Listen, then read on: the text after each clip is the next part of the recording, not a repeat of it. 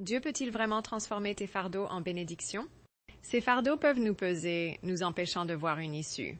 Ils peuvent affecter nos relations, notre travail et même notre santé mentale.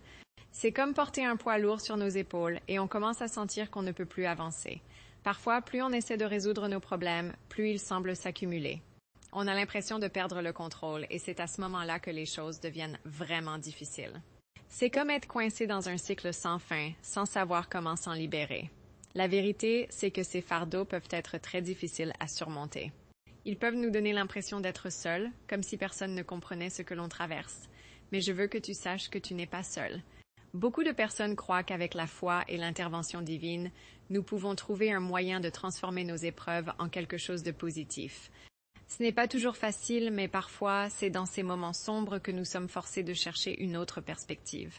Cette perspective différente peut conduire à la croissance personnelle et à la transformation. C'est comme trouver une nouvelle lentille à travers laquelle regarder, une lentille qui nous aide à voir nos luttes comme des opportunités de développement. Il ne s'agit pas d'ignorer nos problèmes, mais de les affronter de front et d'en tirer des leçons. Quand nous choisissons d'affronter nos épreuves avec foi, nous nous ouvrons à un monde de possibilités. Nous commençons à voir que nos fardeaux ne doivent pas nous définir, ils peuvent plutôt nous transformer.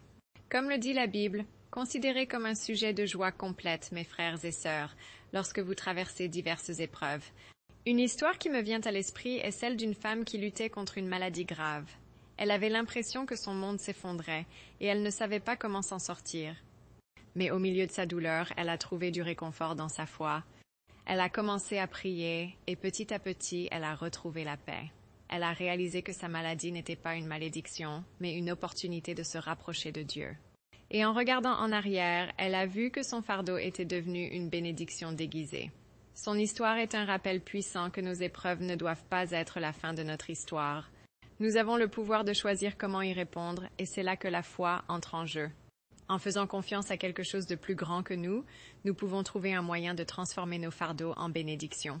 En conclusion, je veux te laisser un message d'espoir. Tes fardeaux ne doivent pas te définir, ils peuvent te façonner. N'abandonne pas, même lorsque tout semble impossible.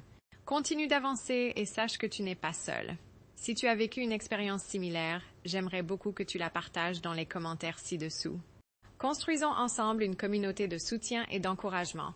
N'oublie pas de jeter un coup d'œil à mes autres vidéos sur la foi et la croissance personnelle pour plus d'histoires inspirantes et de conseils pratiques. Abbé Rigobert, prêtre du Seigneur,